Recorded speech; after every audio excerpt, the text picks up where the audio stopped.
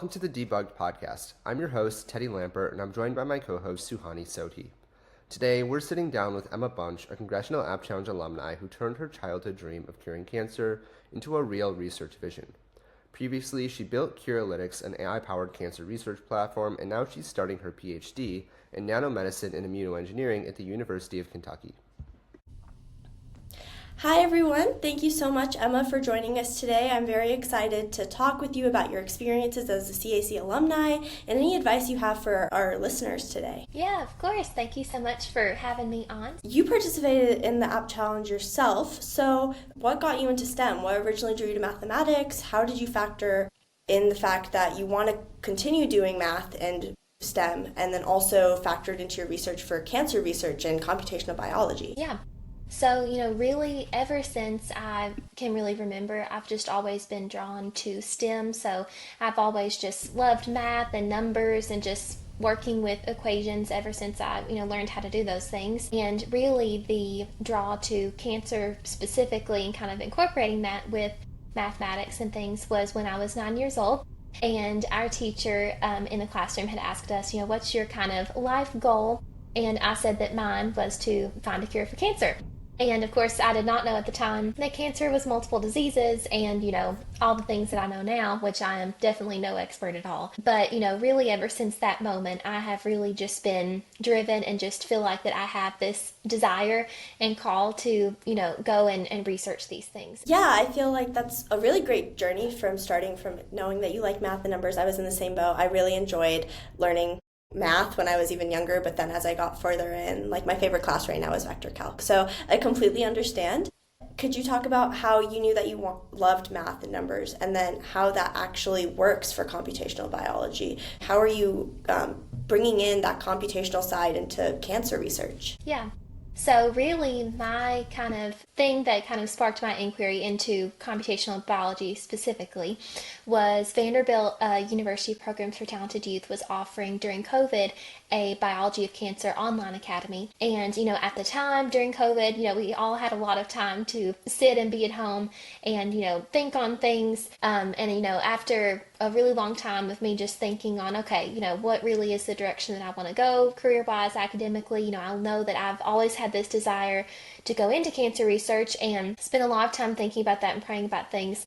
And, was like, what, I'm going to take this Biology of Cancer online academy, and I just loved it. Was just absolutely fascinated with it. I learned all about the mechanisms of how tumors begin in our body, how they progress, the genetics behind cancer, the different biochemical aspects and gene cascades, and it was just fascinating to me. I learned all about the history of cancer treatment, so that really was what sparked, my inquiry more into being like, okay, now I really want to get into independent research. And so that December, I cold emailed like 100 professors at Vanderbilt and, was just like, my name's Emma, I'm a high school student, I really want to get involved in an independent project, and got one yes back from Dr. Alexander Bick, and he is now the director of the Division of Genetic Medicine at Vanderbilt University Medical Center. And so what I did with him, I pretty much taught myself R, the programming language, and, had no clue again about these different data analysis methods and whole genome sequencing and different things like that. But his lab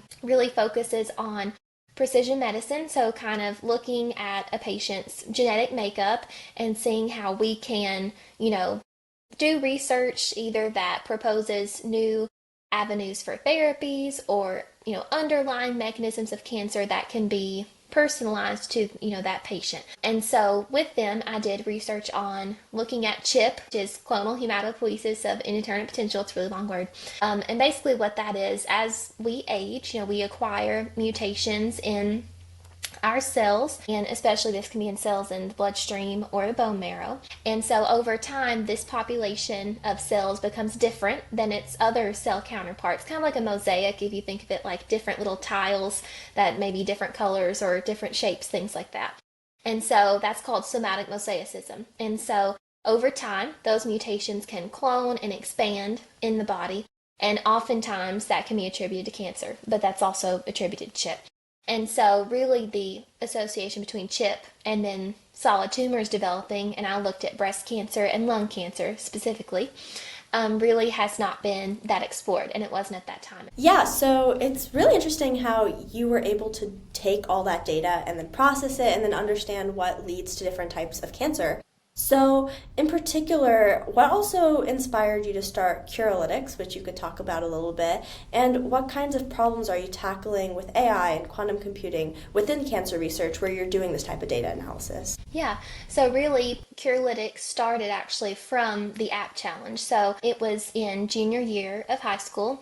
And my AP Computer Science principal's teacher, shout out to Mr. Larry Carrill from Glasgow High School, kind of prompted our class to create an app of our choosing. So this was your regular, classroom assignment. And I knew at that point, so I had taken this cancer biology class and I was fixing to get involved with research. And I've did some, different clinical things in my area. And I was like, I definitely want to make a cancer app. But I wasn't exactly sure what that was going to look like. And so I was like, I'm going to incorporate some different features, like patients being able to find oncologists in their area, all 50 states, looking at frequently asked questions, so things about clinical trials, research, history of cancer, treatments, you name it. I pretty much tried to incorporate it. And so that was for the classroom assignment, but then once that time passed, I was like, I really want to continue working on this. So I continued for about 3 months, just expanding features, designing the app, doing all the things associated with that. And again, my teacher was like, you should really submit this into the Congressional App Challenge. Again, I'd heard of it maybe before, but I wasn't 100% sure on this. I was like, you know what? It's, why not? Might as well try. And so, again, submitted that, ended up placing first. Again, such a great opportunity through Congressman Brett Guthrie's office. And so, again, as time went on, and I ended up going to Harvard my first semester of college, so this was fall of 2023, and working with their innovation labs up there. And that's when Curalytics kind of began. So I knew I wanted to take what I'd done in high school with the app and, given my interest specifically in developing therapies and kind of getting more into that realm, I wanted to do something regarding that. So that's why Cure, my cancer app in high school, became Curalytics, Cure Analytics. So that's kind of where the name comes from. But that's how I started on that. And so there, worked on that, and then I transferred to WKU, unfortunately, due to the unsafe and disrupted learning environment in that semester. And I found the WKU Innovation Campus. So that was through the Kentucky Cabinet for Economic Development. So I looked on their website, found the Innovation Campus, got connected with them. They are such kind people, and they really just welcomed me there, and it's been a great, great partnership. And so I began working with them, and really, again, I, at that point, got interested in AI and quantum computing, as a common theme. Didn't really know much about it going into it, and, really just began learning about all these things, watching different videos and reading different publications and things, and started working on developing an AI platform. Kind of, again, I had the idea sort of with the Cure app for the app challenge, but really hadn't been able to really make it come to fruition because I just didn't have the knowledge at the time to, machine learning and incorporating a neural network or anything like that. And so I began working on that. So what I did is developed an AI platform for oncologists, different healthcare providers, to basically get personalized information based on what they input. So let's say that you say, I want clinical trials for lung cancer in the state of Kentucky on a certain medication. And then I've got 28 different databases that I've incorporated with code that can then output personalized information based on, what they put in. And so that's one of the things with AI that I'm doing. And then with quantum computing, which is really, and super obviously advanced up and coming technology that really has gained traction over the past few years. And what I'm doing with that is I have incorporated a method using a certain mathematical transformation, the Mobius transformation, to actually reduce the noise in quantum computing. So a lot of people don't know about really what quantum computers are. So a quick, short little summary. Basically, quantum computers are composed of qubits or quantum bits, just like classical computers, like your laptop, have classical bits, and those can be represented by a 1 or a 0 binary. And so it's like a light switch on off. And they can only be in one state, one of those states at a time. But quantum computers, qubits, can actually be in a superposition of states. So they can be both 1 and 0, some probability of the two. And that's really what makes them so powerful for certain calculations, is that you can run, all these different things kind of parallel and have this superposition going on. Of course, you can't measure superposition. Whenever you output, it's either going to flop to a 0 or a 1. But that's kind of what quantum computers are in a sense. They have to be really, really cold and in a really, really controlled environment. So any little bitty small perturbation or change in the magnetic field that kind of controls these things is going to totally set off the system. So they're very, very fragile. And that's one of the problems, because a lot of times we have noise in these quantum computers of different, things that cause the system to go awry. And so that's one of the main challenges, is noise. And so I kind of developed this method, again, just by studying hyperbolic geometry, complex analysis, and that became my honors thesis at WKU. And kind of developing a method to reduce the noise to kind of get us further along to fault tolerance. So that's kind of what I've been working on. You also mentioned about how you've been making AI to make just healthcare more accessible. And the second time I participated in the Congressional App Challenge, I also did something similar. I made a machine learning app that was able to take images of your skin if you had any lesions or any points of concern, and it would be able to identify whether it was melanoma or not.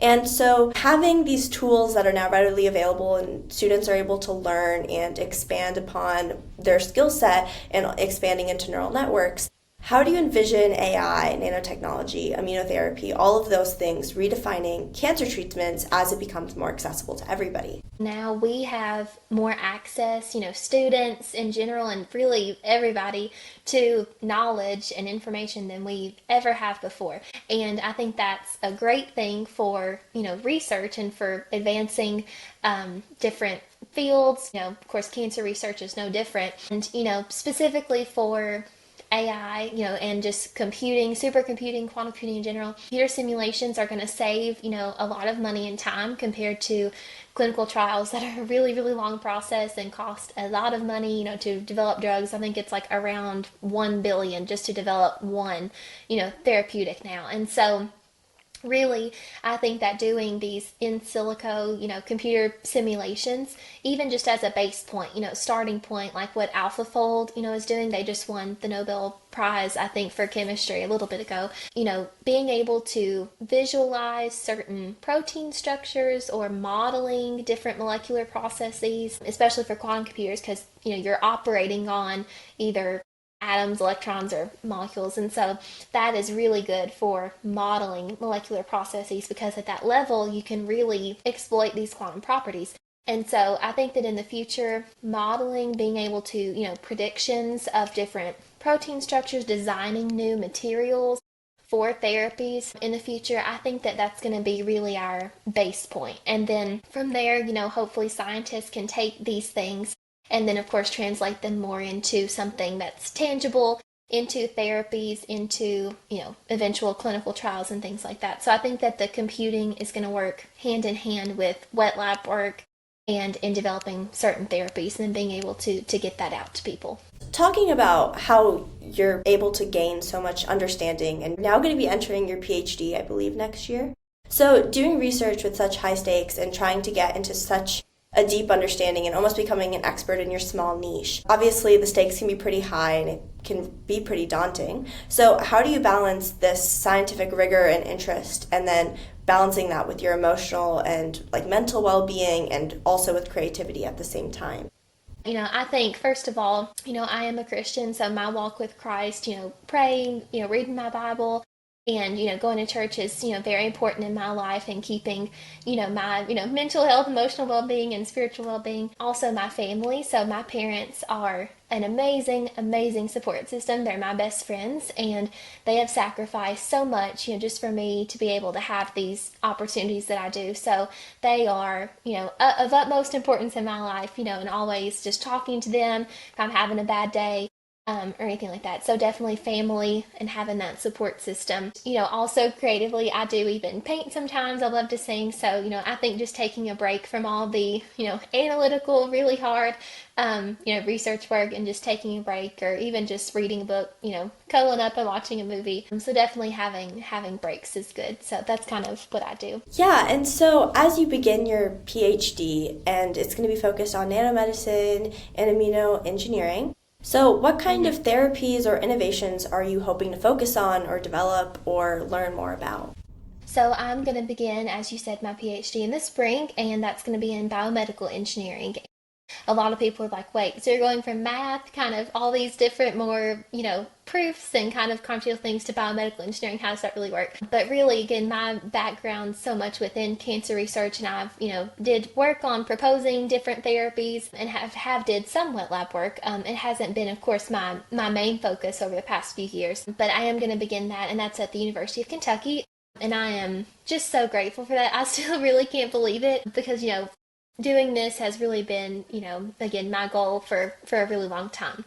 And so I'm really excited about that. And as you said, I'm working in the Laboratory of Nanomedicine and Immunoengineering under Dr. Sheng Tong.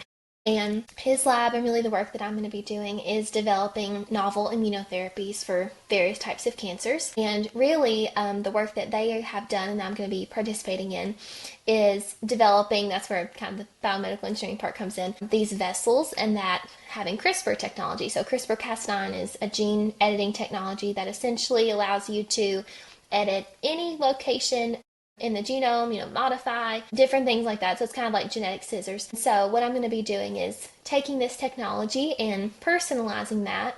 So CRISPR, you have Cas nucleases, and then you have these gRNAs, guide RNAs, and you can personalize those guide RNAs to target specific locations in your genome and your target cells. And so what we are going to be doing is targeting certain genes associated with certain types of cancers, and hopefully with that technology we're looking for that to elicit an immune response. So either down regulating a certain gene that may be overexpressed in cancer, for instance, and that is hopefully going to make those immune cells infiltrate and be able for the own patient themselves to fight that tumor. It's incredible how you started off with, I want to solve cancer, I want to help fix it. And even though it's such a nuanced disease, it's incredible that you're able to make such an impact and you're working on such cutting edge technologies like with CRISPR, which is definitely one of the most popular examples of cutting edge innovation these days.